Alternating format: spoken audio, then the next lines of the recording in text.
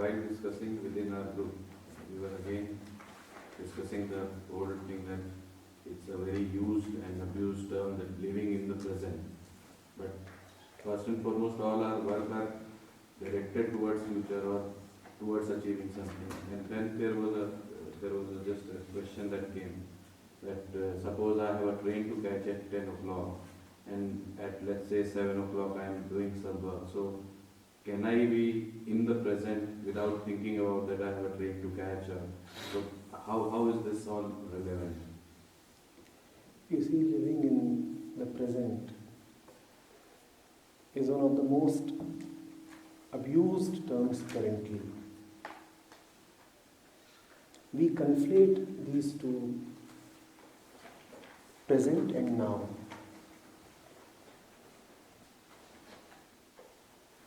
We are unable to wisely draw a distinction.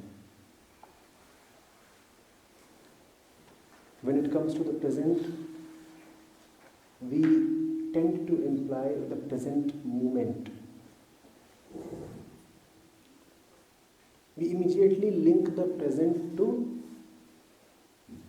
time. No, that is a very gross error. What does the present have to do with time? What does the present have to do with time?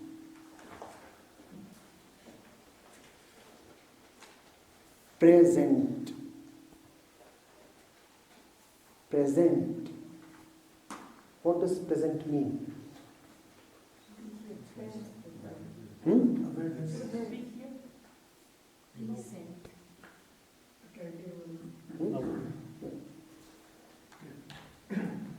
That which is present, that which is currently, always, because your perception is limited to this moment, so you want to add the caveat currently, because beyond currently it's difficult for you to really directly see anything, so you say currently.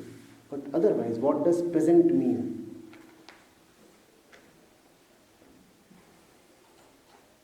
The present is that which is. Remember, not that which is and would not be, or which was not and now is. That which is. In this, there is no involvement of time. And if you take away time from the equation, then what does that which is imply? That which is independent of time. That which is, comma, independent of time. That which is, remove the comma, independent of time. That which is, that which was, and that which will remain, hence that which is unchangeable, that which is not subject to the vagaries of time. The truth. That is the present. Now what does that have to do with now and such things? The present means nothing except the truth. The truth. The one immutable, unchangeable truth.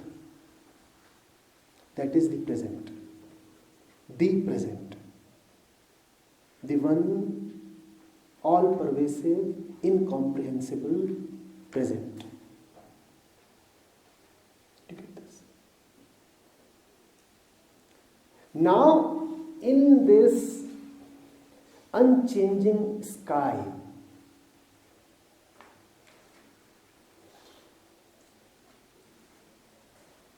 all kinds of changes are free to happen. In fact, nothing except changes can happen in the present. That which will not change is bound to be one. Pay attention, please. That which will not change is bound to be one. It cannot be many. Hence, whatever is happening is bound to be subject to change. There cannot be many presents. There cannot be many truths. But in the present, a lot happens, and all of that is subject to time. It arises in time and then it falls in time. The sky is there. Birds climb up and then they climb down. Clouds come and then clouds dissolve. Smoke rises and then smoke dissipates. Suns, moons, stars, even they are a matter of time. They are not always there.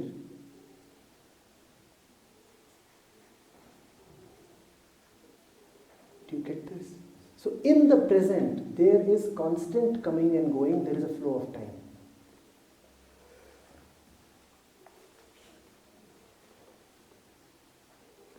There are as many flows, streams of time, as there are divisions of mind, as there are persons, as there are fragments within persons. So infinite streams of time keep flowing in the present. The present is a vast sky that encompasses these streams from their beginning till the end. Now the stream of time from its beginning till the end, what will it comprise of? It will comprise of the past, the future, and that which is in between the past and the future, and we call it as the now. The now. So the present envelopes past, future, now, everything. The present has no special relationship with now. I'm repeating this. It may come as something new to some of us. I repeat, the present has no special relationship with the now.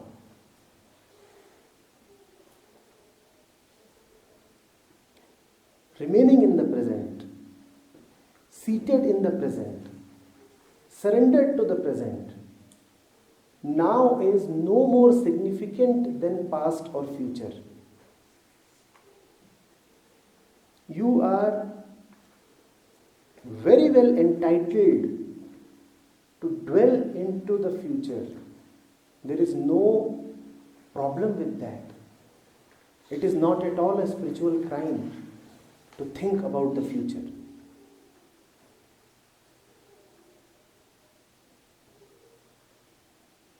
Because even if you say that you are in the now, is your now really independent of the past and future? The now anyway contains all the past, that which you call as now. So even if you say I live in the now, you are anyway living in the past.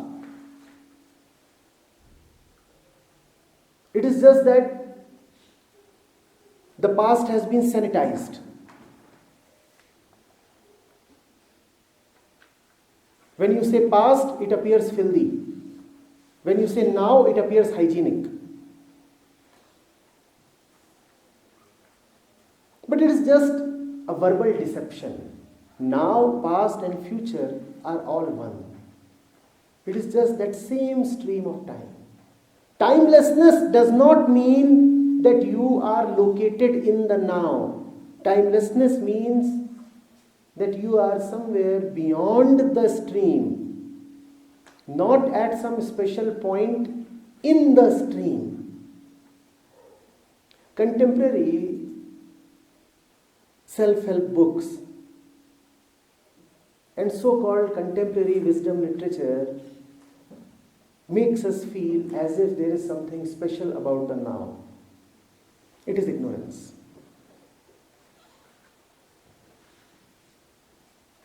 It is total ignorance. I repeat, the now as a point in time is no more special than any other point in time. The speciality, the magic lies not in the now, but freedom from the entire stream that contains the past, the future, and the now. Do you get this?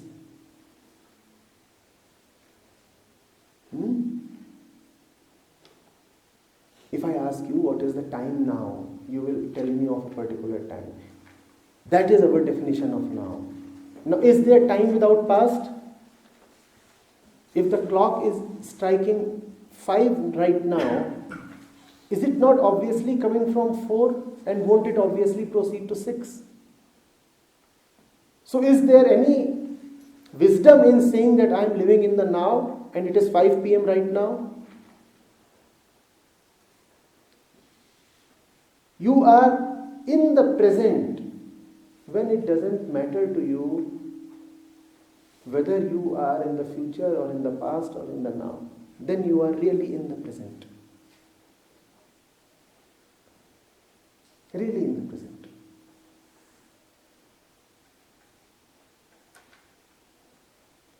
And if you conflate present with now, then such absurdities, as you mentioned, would necessarily arise. Live in the now, but I have a flight to catch at 10 and it's already 8 p.m. No, but you must live only in the now. And any thought of future is sacrilege. Some great teacher has advised us so. Will you pay for your flight? You will miss it.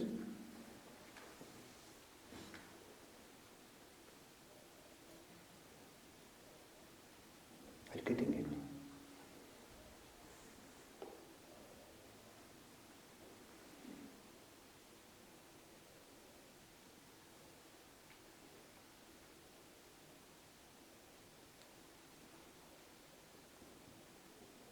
That is the whole fun of presence. Do not confuse presence with physicality. Because physically you can be only at one point in space, at one point in time. Presence does not mean that you are here. Here and now have nothing to do with presence.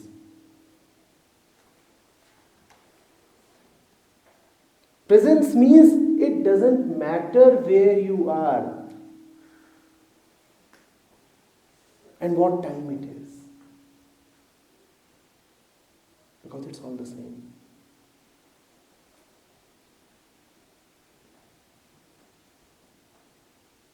Because I have a solid, rock-like support beneath me. That doesn't vary with situation, space, time.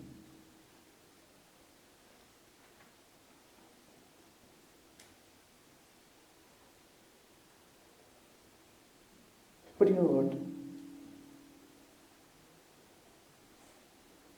Out of ignorance or out of deliberate mischief, confusing present with now serves a great purpose of the ego.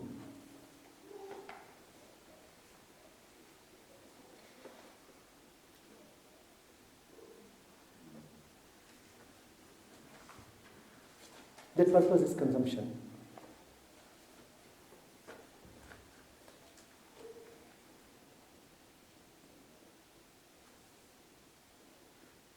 There is something of the wise within us.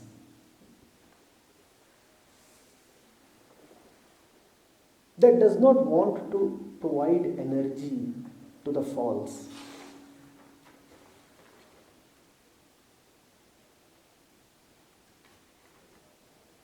When your latent tendencies start showing up, start compelling you,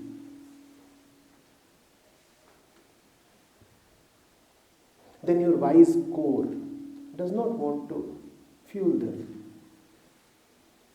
It says no, no. But if you insist that life is right now, and you make that synonymous with fulfilling all your desires right now. And these two very quickly become synonymous.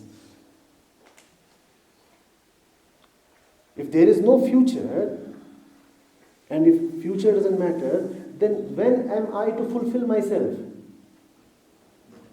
Right now. So consume, because all desires are about consumption. Show me one desire in which consumption is not involved. It's consumption of some kind. So now you do not need to pay heed to the wisdom that arises from the heart. Now you will say, no, I have only this moment to live.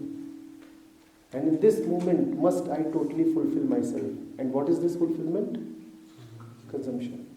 This is not a fulfillment that is preset, pre-achieved, preordained. This is a fulfillment that you have to get through achievement, get through desire, get by consumption.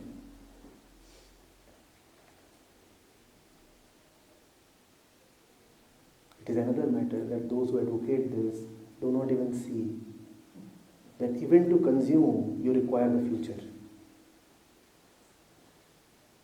One morsel of bread in coming from here till here spans an infinity of time. Even that cannot happen in the now.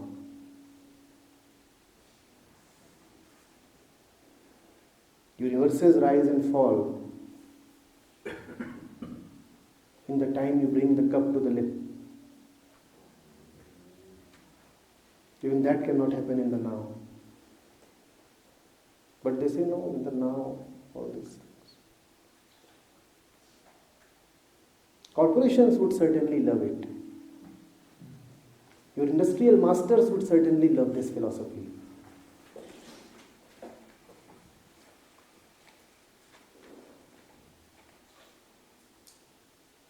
And a power-hungry mind would certainly love this philosophy. The now is so powerful.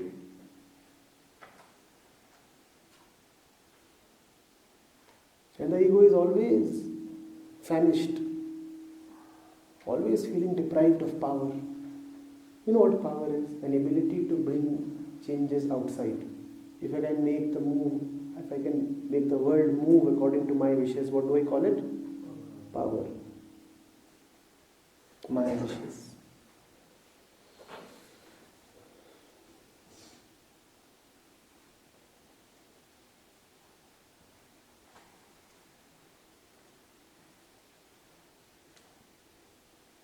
So will it be right to say that fear is the real cause of all the problems? Right? Fear is the real cause of all the problems. The fear is the problem.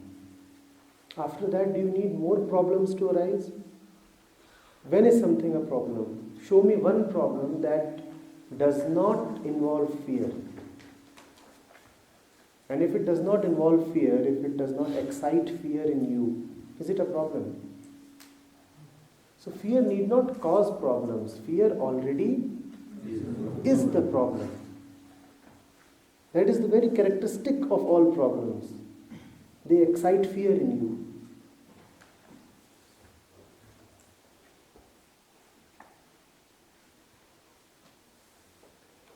If you can go through any situation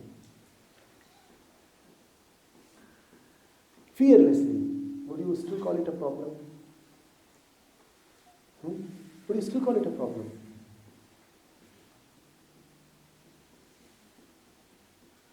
That is the difference between situations and problems. Situations are, problems threaten. When something starts threatening you, then it becomes a problem. So there is always fear involved in problem. And if the threat is not there, then any situation is just a situation. It is not a problem.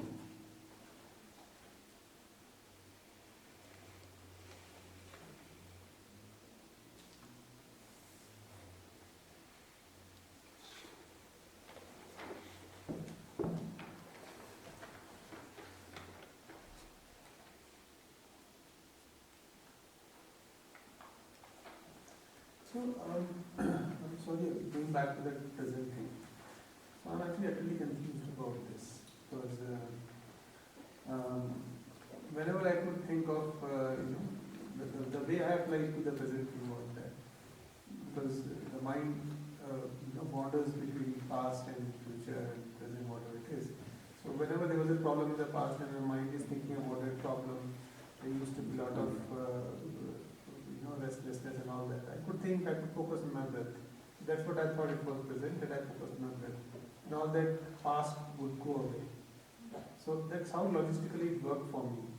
And now that you are saying that there is nothing, No, you are not looking even at the fact. The mind never wanders to past and present. The mind always remains in the now. In the now, the mind thinks about past and present. So your now is always colored by past and present. Past and future. The mind has no capacity to go to past or to future. I repeat this. The mind has no capacity to wander to the past or to the future. The mind invites the past and the future to the now. In fact, that is why the now is nothing except an aggregation of past and future. Past and future by themselves are toothless. They cannot come to harm you. They come to harm you only in the now. Alright, the future appears so terrible. When?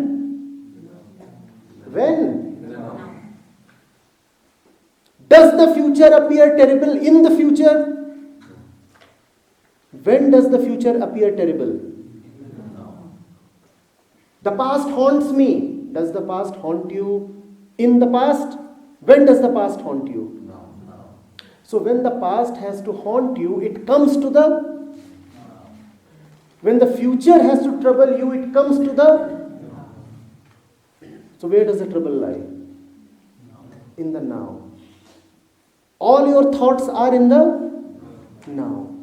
All your trouble is in the... This is escapism then.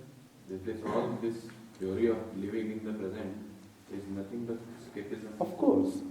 And it does not help. Not help, cannot help. It is not only escapism. It is just a promotion of consumerism of all kinds.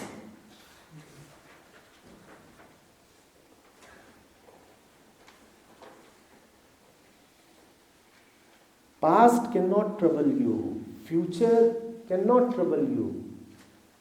All your troubles are experienced in the now. All your thoughts are in the now. All your speculations are in the now. All your pain is in the now. You anticipate you would be hurt in the future. Now, when are you suffering? Right now. Or do you suffer 2 years later? You are anticipating an injury 2 years hence. But when are you suffering? Now. That is why the only method is an honest observation of life as it is right now. If you can observe the now, you have observed the entire stream of time. When you will observe yourself as you are right now, you will find yourself in the past, in the future, everywhere. All of them present to you in the now.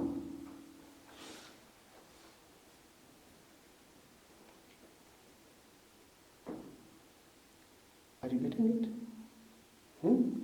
The now is where the misery lies. The now is not the point of solution. Hence, freedom from now is the only spiritual goal. Can I totally forget what is the time? No. Can I totally forget where I am now? Those of you sitting here who remember what is the time right now are not listening. And if you are conscious of who is sitting to your left and who to your right, you are again not listening. Freedom from now means presence. Now you are outside the stream. To you, the stream means only the now, because the ego is always situated at one particular point. And except that one particular point, the ego does not know anything.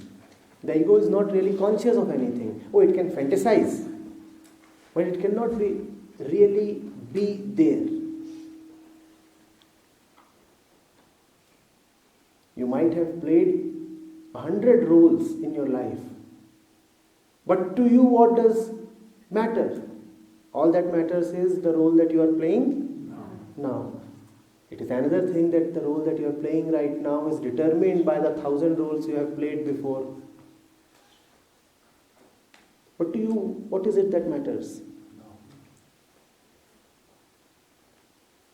Do you see how the whole thing is working? There is this entire flow of time. And in this flow, the ego gets identified and attached to one point. That point it calls as the here and now. The here and now is your misery. You are imagining that you are a limited body sitting on a chair at 10:15 p.m. on the night of October the 16th, 2016. That is your misery. That is not your reality.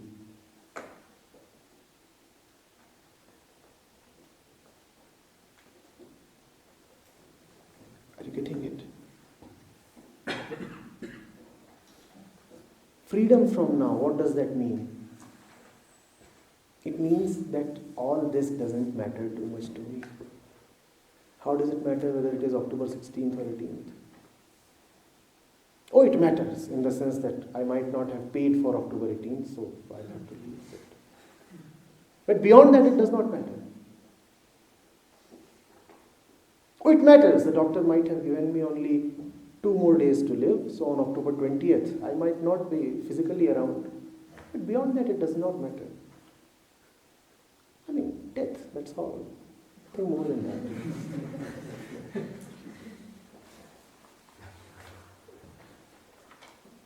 Are you getting it? So does this entire knowing the now, leaving the now, comes from conscious mind? Is that No, not at all.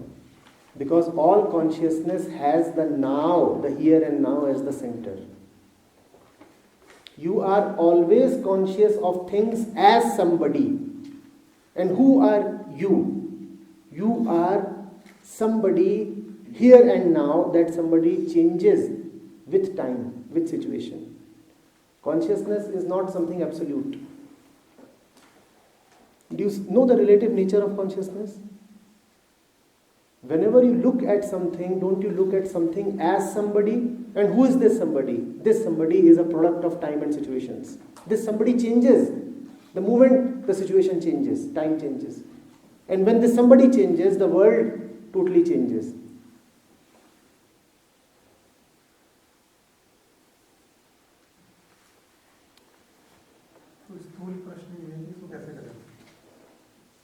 By not taking even this Prashna seriously.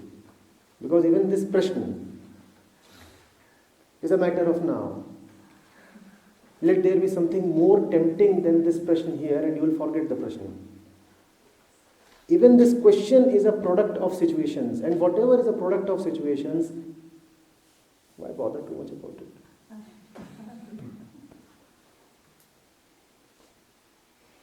The day this question becomes an integral part of your being, the day it becomes impossible for you to cast it off, then we will answer it. Right now it is situational. There comes a point when the question starts resonating in the heart.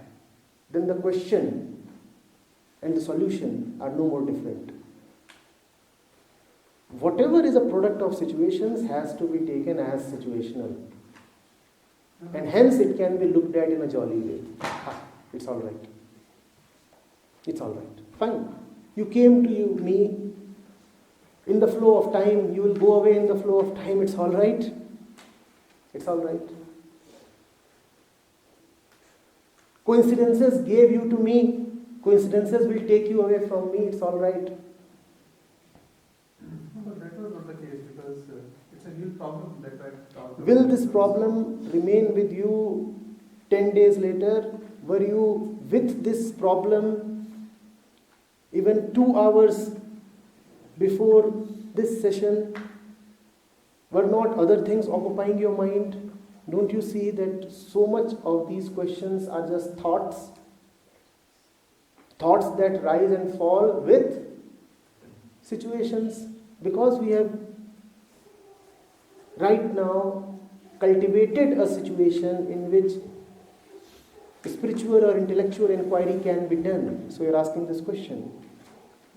A question is a real question when it is no more separable from your breath.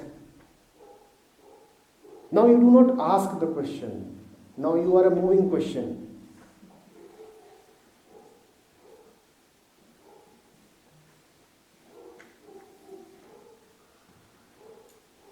Such questions, come on. We all are so curious.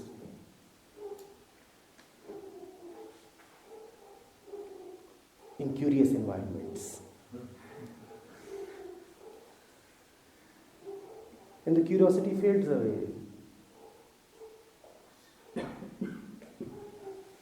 The moment dinner is served. Time. Flow. Let the flow. Do not look for stuff that is permanent in the flow.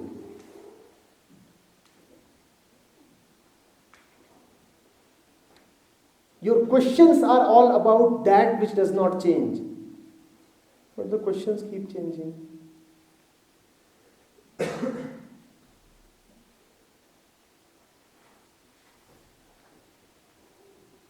Using a question that itself is so prone to change, you want to reach the unchangeable.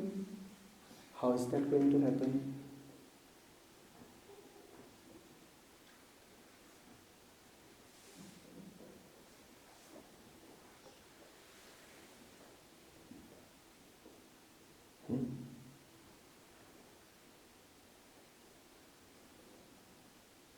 Do not search for stuff in a wrong place.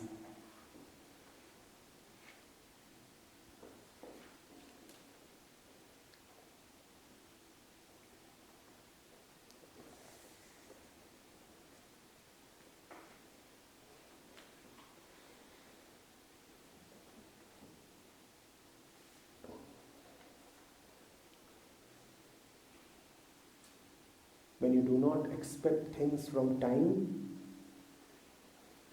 that time cannot give you, you are already in the timeless. When you do not expect from life what life cannot give you, you are already immortal.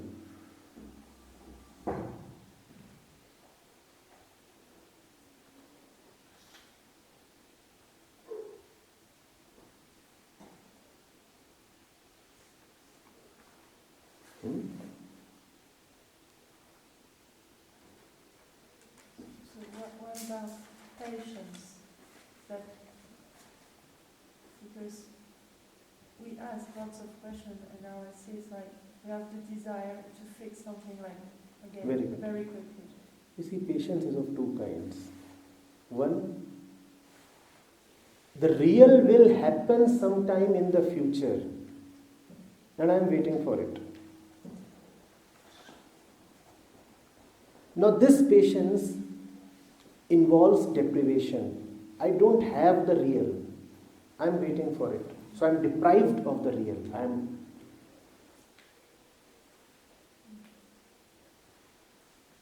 devoid.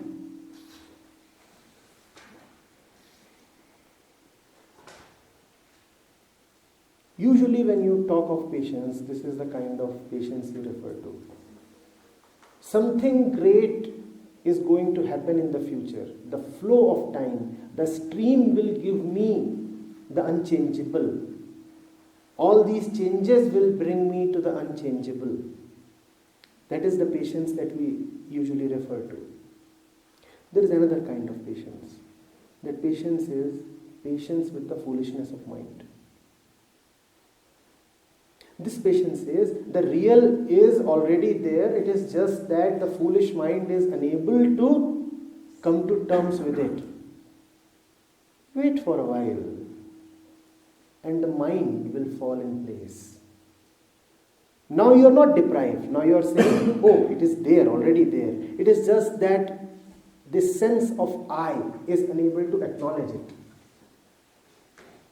I have it in my house, I am not able to find it. And these are two very different things, right? One, I don't have it in my house, I have lost it somewhere. Let me go and launch a frantic search or launch an FIR. Let me find it out somewhere in the universe. That is the first kind of patience. The second kind of patience is, it is there in my house, it is just that I am unable to locate it. I have deep faith, I already have it. But my senses, my mind, they are so limited and they are so foolish that they keep forgetting. They cannot locate. They cannot identify. The problem is not of achievement but of identification. So have patience. The mind lives in time. In time it will be able to identify also. Remember, the mind here is not being told to search. The mind is only being told to identify. पहुंचना नहीं, पहचानना. This is the second kind of patience. Both involve a factor of time, but they are dimensionally different. In the first, you operate from a center of deprivation. In the second, you operate from a center of fullness. It is there. But what to do with this foolish mind?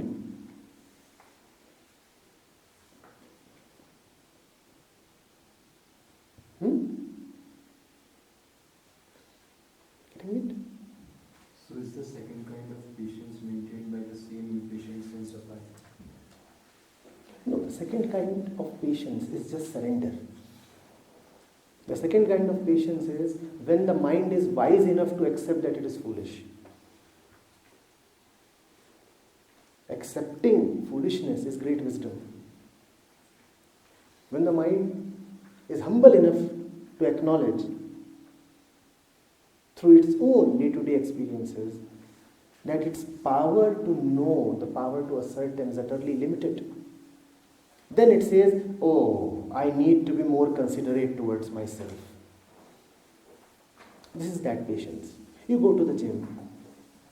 You can't lift anything beyond 10 pounds. Now you know what is the power of the mind and the body. Limited, right? So now you have patience. Patience with what? Patience not that the truth will descend on you one day. Patience with your physical and mental capacities. The truth is there, but what do I do if my hands are so weak? The truth is there, what do I do if my eyes cannot see beyond a point? You see this? This is humility arising out of honest day-to-day observation. I look at myself in the gym and I come to know so much about myself. These hands that cannot even lift beyond 50 pounds, will they embrace the absolute? These hands, will they? This is surrender.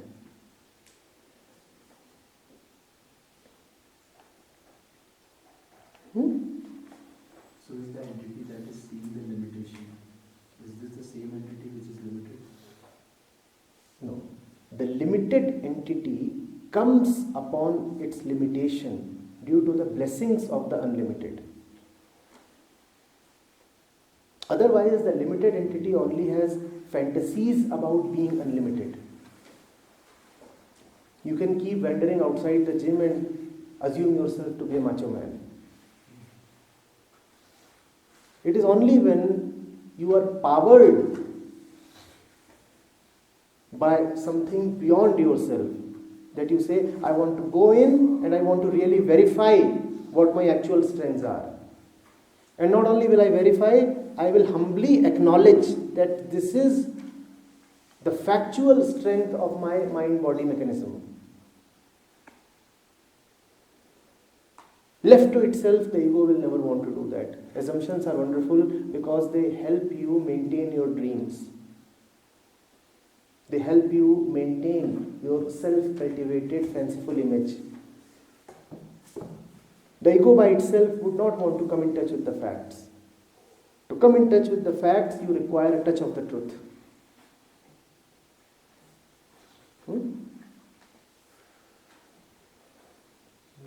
And that is available. So, don't really have to explore. Sir, can the ego get tired of, we were talking about two centers, one is of fullness and the other being of Deprivation. So when the ego gets tired of feeling this deprivation and seeing that... Oh, the ego can fill itself up with deprivation. That's how smart it is. I'm full of hollowness. I'm stuffed with hunger. That's how smart the ego is.